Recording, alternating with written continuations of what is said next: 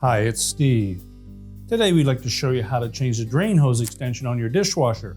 It's a really easy repair. Let me show you how we do it. Now, to do this repair, you will need to remove the dishwasher from your cabinets. So the first thing we'll need to do is to disconnect power to your dishwasher. If it has a cord on it, simply unplug it. If not, you'll need to locate the electrical panel and turn off the appropriate breaker or remove the appropriate fuse.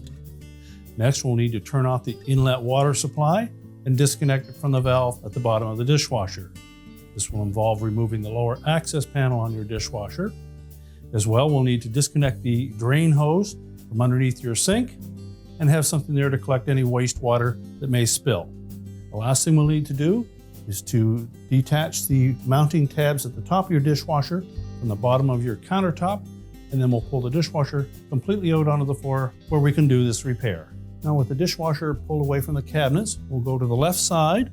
We'll fish the drain hose all the way out of the cabinets. And if we reach in underneath, you'll find the connector to the internal drain hose. There's a spring type clamp that attaches that, so we'll need to compress that spring and then slide it up onto the drain hose. And simply twist the old hose out of that opening. Now, there may be some water in this area, so I have something to collect that.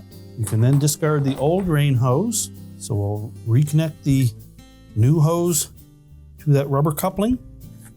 Make sure it's on all the way to that rib.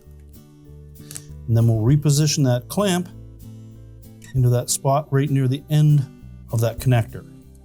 We can then route that hose back in underneath the dishwasher and through your cabinets. Now, the opposite end of that hose has both a 1-inch coupling and a 5/8 coupling. So depending on what is used underneath your sink, you may need to leave the 1-inch one intact.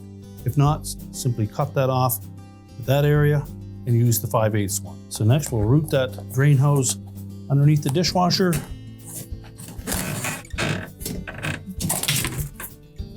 And then feed it through the opening in your cabinets.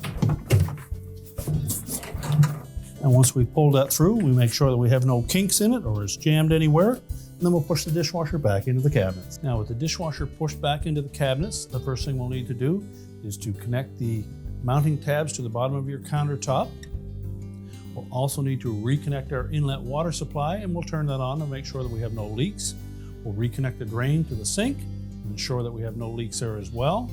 Then we're ready to reconnect the power, and your repair is complete.